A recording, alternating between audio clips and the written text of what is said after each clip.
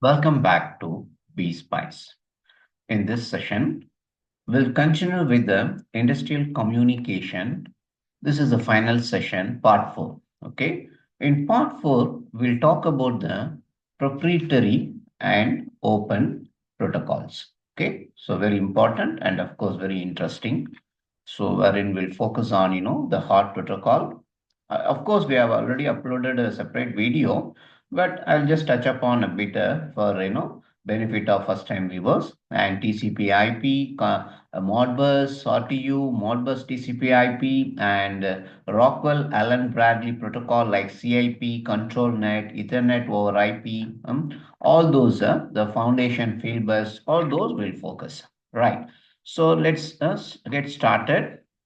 Of course, if you are a first-time viewer, I wanted to inform you, introduction to protocol, network topologies, OSI model, all we covered in part 1, and hardware and cables we covered in part 2, and communication methods and interface standards and devices we covered in part 3, and now the proprietary and open protocols in part 4. Okay.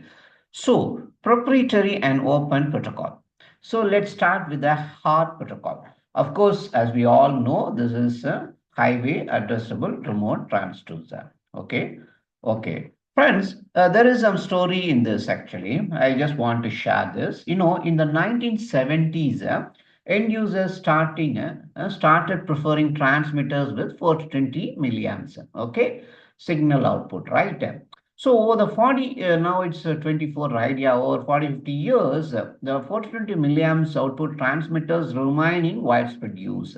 Okay. So here what is happening here is a typical transmitter is connected to DC power supply, 24 volt DC, and sends that 420 milliamp signal to the controller, right? So that is what it actually works actually. In 1986, Rosemont introduced its a HART actually. HART in the sense highway addressable remote transducer protocol, 1986. Here, the simplified, I just want to, simplify the discussion on this HART. See, basically, this HART transmitter plays a wave of a sine wave of sorts on top of the 420 milliamp signal. Okay. And that isn't needed or sensed by the controller. And it doesn't affect the output of the transmitter. Just remember, friends, in HART transmitter, a waveform, a sine wave of sorts on top of that 420 milliamp signal. Okay. So that isn't, sensed by the controller or it doesn't affect the output of the transmitter. The wave frequency is continuously varied depending on whether the bit is 0 or 1. So the wave contains the data about the circuit, the measurement and the transmitter. So basically it's the other, apart from the process variable, it gives other diagnostic data. So that is what it happens actually here in the HART, what do you call it, technology. Okay. So when we connect the HART handheld terminal or a PC loaded with the HART software is connected to the 420 milliamp circuit with a HART compatible transmitter, the user can monitor the circuit and adjust key transmitter aspects from the terminal, which we all know. So this simplifies the task of checking a problem, changing the transmitter range without removing the transmitter cover, all these benefits. So basically the superimposed wave is immune to electrical noise and ground loop currents, which can affect a purely analog 4 to 20 milliamp signal. Of course, the waves all, the electrical noise and loop currents all affect the 420 milliamp signal. But whereas this, the superimposed wave is immune to all the electrical noise and ground loops. So through which we get all the diagnostic information. Okay. So that's about this HART actually. Yes. So let us go into the next aspect, TCP IP. Okay. And just a note, friends, HART protocol we have covered in detail in one of our video. You can, if you are interested, you can browse through and watch. Okay. Let us continue with the TCP IP. See, what is this TCP IP? In fact, TCP IP also I covered extensively, but this is again, I'm just repeating. TCP and IP. TCP means Transmission Control Protocol. IP means Internet Protocol. So this is called TCP and IP. Okay. So they are used together on the internet and in Ethernet networks worldwide. So basically TCP/IP is a standard for transmitting data in packets. That is the point. So for transmitting data in packets from one computer to another, as simple as that. So the two parts are TCP, which deals with the construction of data packet. The TCP terminology, transmission control protocol, deals with the construction of data packet, and IP, the internet protocol, which routes them from machine to machine. You got it? TCP deals with the construction of data packet, and IP routes them from machine to machine. Okay. So here IP uses 4 octets for a sum of 32 address bits. I don't know whether this is okay for you because this is more of, some, like, talking the octet range and other things. So basically, IP uses 4 octet for a sum of 32 address bit. So the decimal equivalent of each octet range from 0 to 255. And period separate octets in an IP address. For example, you can say 192.168.41.23. You would have seen all these actually, right? So this is about IPv4 actually. And now, latest actually, this IPv6 version 6 with 8 octets and 128 address bit is gradually has replaced this IPv4. This is just want to inform you one more information. Okay. So that is about the TCP IP. Then Modbus RTU. Okay. Friends, since I already covered this, I'm not, covering with a, like a picture or something, because this concept comes under industrial communication. That's why I'm more talking actually. So apologies for that. Okay. Of course, if you are really interested, you can watch that video wherein in the question and answer session, I have exclusively covered the concept of TCP and IP. Okay. With the diagram, all these. Okay. You can watch and get benefited. Okay. Now get back to the business. Modbus RTU. Okay. See, this is original proprietary protocol was developed by Modicon in 1979 for use with Modicon PLC. Of course, this is one of the earliest control protocols ever developed. Okay. So data transmission in Modbus is serial, right? One bit follows the other. Okay. So in 2004, actually, Modbus become an open protocol managed by Modbus Foundation. Okay. So Modbus is relatively a simpler protocol that uses numbering schemes that are familiar to those who have programmed Modicon PLC. Right, friends. In fact, commercially available instrument, meters, actuators are Modbus compatible. Okay. So, yes, that's about the thing. And now we'll go into the characteristics. Basically, it's a master-slave network. And when we talk about the application layer, it is not a hardware dependent. That is another point. And serial communication also. Yeah, of course. Yes. And maximum nodes here is 247 slaves possible with repeaters, but 32 is a standard. So 32 is a standard, but we can have a 247 slaves with the repeaters. Okay. So that's about the characteristics. And when we talk about the variants, we have Modbus RTU and we have a Modbus TCP IP. Okay, just listen. Modbus RTU. Modbus RTU is widely used actually. This is typically used on RS485. Just remember, friends. Modbus RTU means used on RS485. Okay. So here, sorry, master slave communications are used actually. It includes, error checking, all these. Okay. And what else? And all devices on the Modbus RTU network must be set to the same communication speed. That is another point we need to watch out. Okay. Then when we talk about the Modbus TCP IP, this is the Modbus adapted for use on Ethernet network. RTU RS485. Modbus TCP IP Ethernet network. So it is also known as Modbus IP. Okay. Process data in messages are communicated using Modbus TCP IP or embedded in a TCP frame actually. Okay. So here the nodes in the network using the Modbus TCP IP uses IP addresses. The nodes in the network using this Modbus TCP IP Okay, use IP addresses. So this is about the short and simple notes on this TCP/IP. Okay.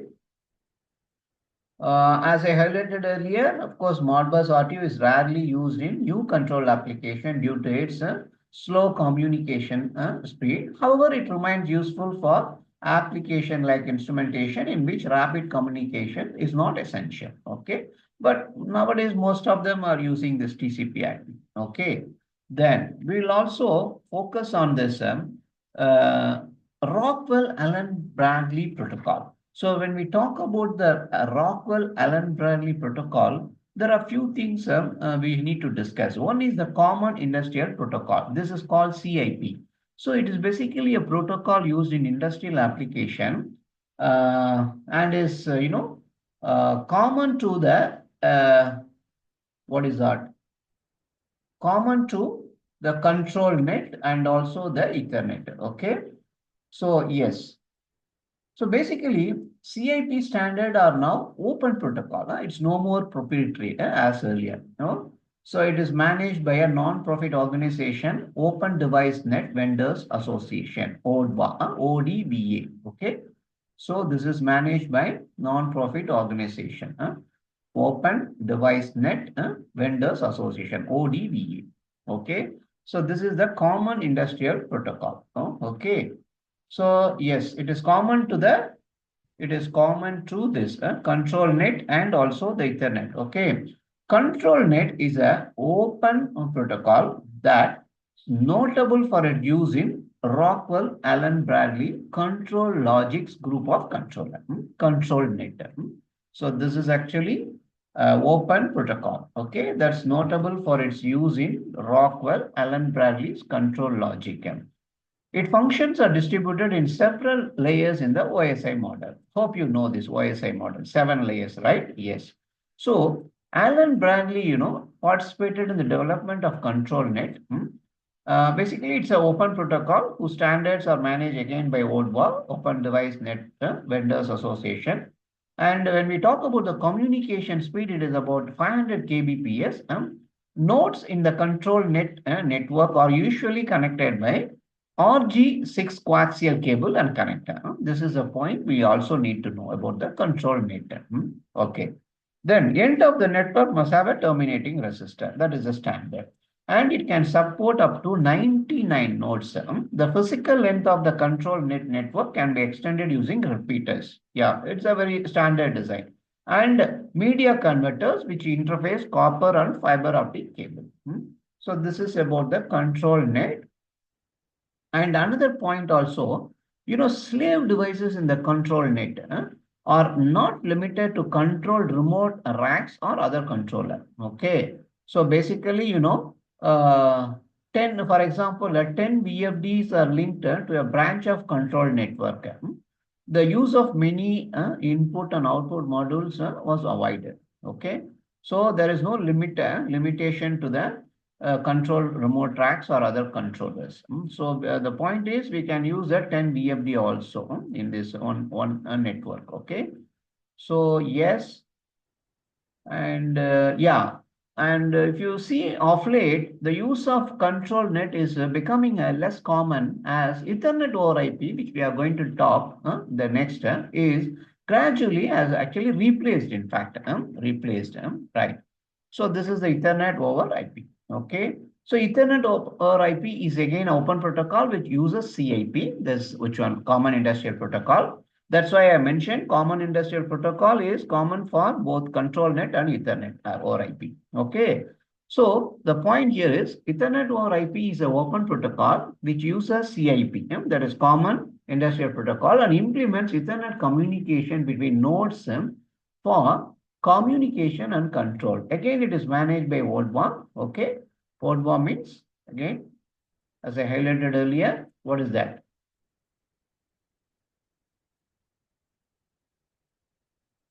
Open Device Net Vendors Association. Okay. So ODWA will only certify Ethernet over IP hardware for use if it will work in industrial environment.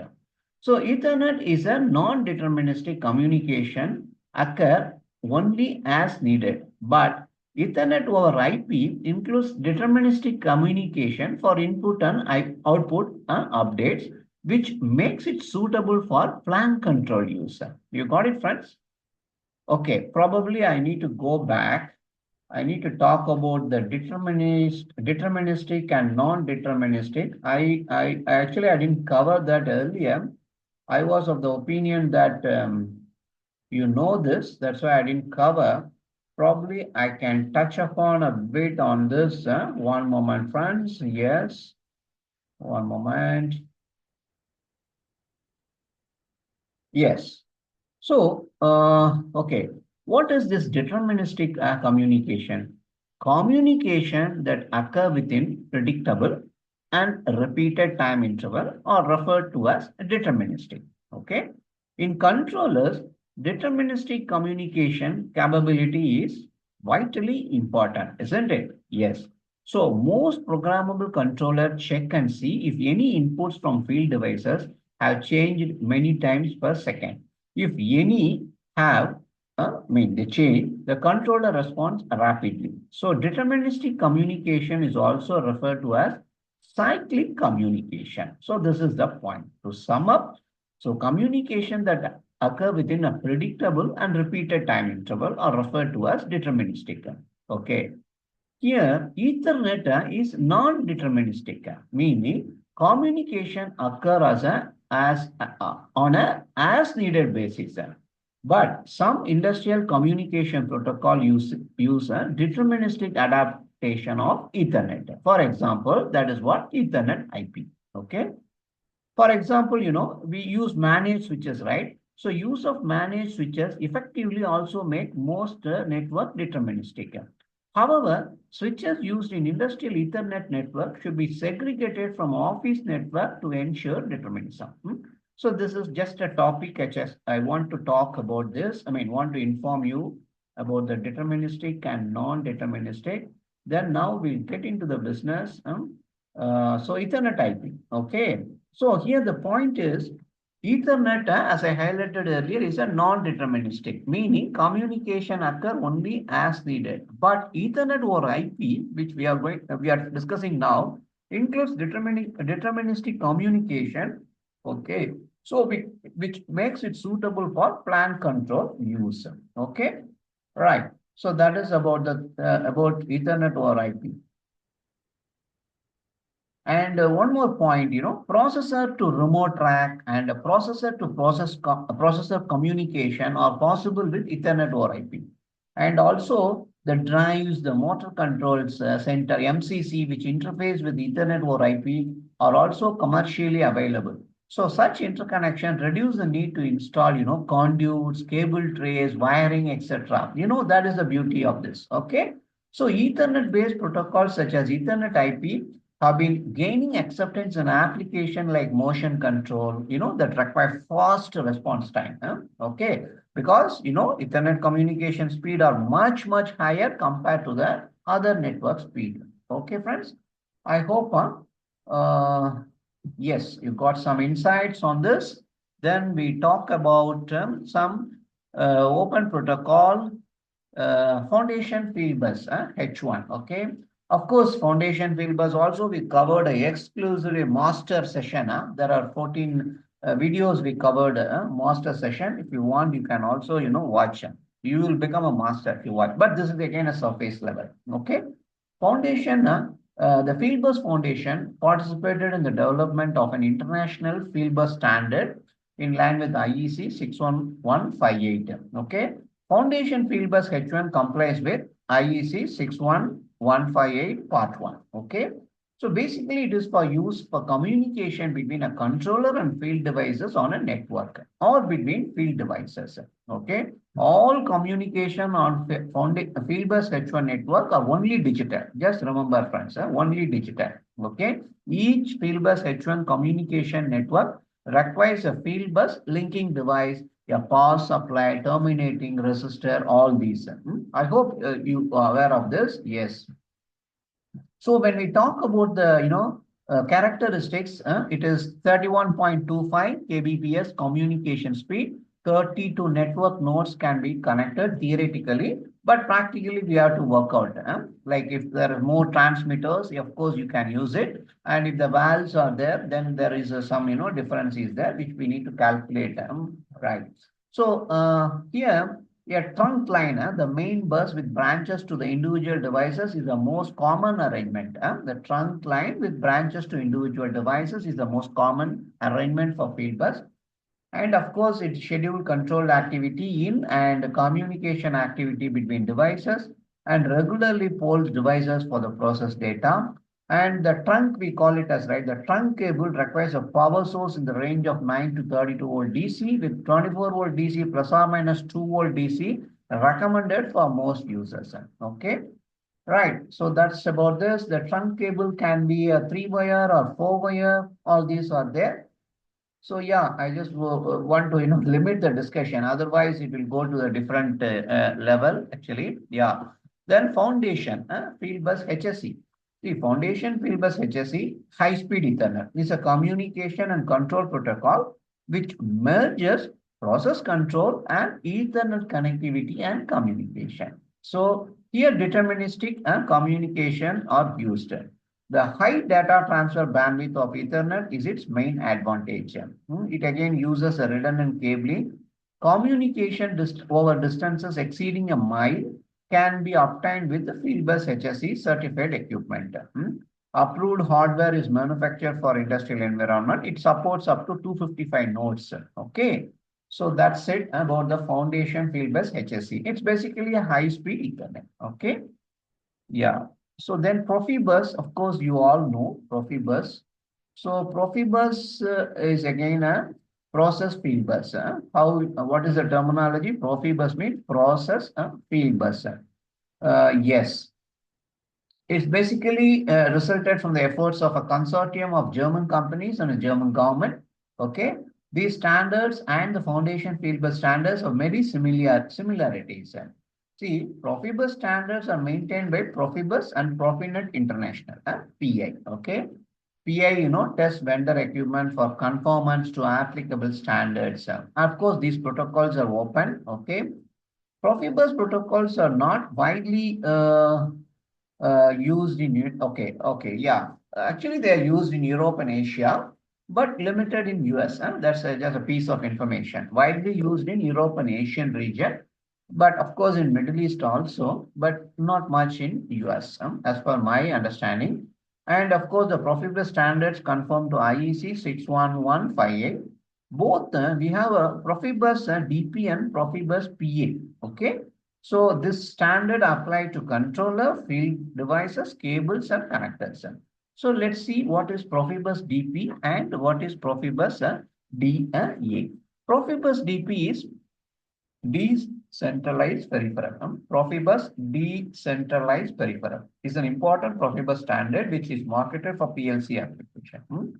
Some of the features like it supports cyclic communication, which is called as a deterministic communication.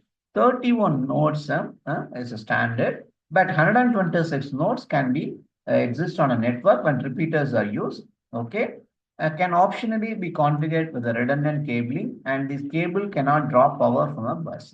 That is the features of this.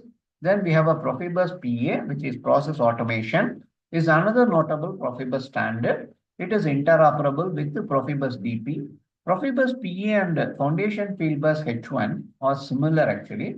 Profibus PA compatibility is offered by many instrumentation and actuator OEM, and rated communication speed is similar to Foundation Fieldbus, which is 31.25 kbps. And some of the characteristics, see, is implemented either with twisted pair or fiber optic cable. If twisted pair cables are used, end-of-line resistors are required. Okay. Star, bus, and ring topology, which we covered earlier in the part 1, is possible when fiber optic cable is used. Okay. Connectivity to Profibus DP controller is also possible, and it can support field devices used in environment where explosion hazard exists. Okay. Zone 2, zone 1, all these. Okay. 31 nodes is a standard. Again, 126 nodes can exist on a network when repeaters are used. And here one more point is it does not support cyclic communication. Whereas Profibus DP supports cyclic communication, but here Profibus PA doesn't. Okay. So yeah, that's it, friends. Yeah, this Profibus PA can be used for IS also, intrinsic safety. That is about the PA. Then Profinet. Now we talk about Profinet. Profinet is for use on high-speed Ethernet network. It has similarities to Ethernet or IP on Foundation Fieldbus HSE. Profinet devices are designed to be rugged enough to work in a challenging factory and process control environment. Just as Ethernet IP is slowly replacing ControlNet, Profinet is likely gradually supplanting Profibus PA. That is the point. In fact, I covered this in one of my video, Profibus versus Profinet DP. Yes, that's what I'm repeating here. So Profinet is going to take over. Okay, that's it, friends. Okay, good. Thanks a lot for this supporting this session. It was a very good session, I hope. And if you also feel the same, show your support, friends, either by pressing the thumbs up button or simply, subscribe and if possible, become a member. Thank you, friends. Thank you very much and wish you all a very, very happy 25 and keep supporting and give me encouragement to upload many more videos. Okay.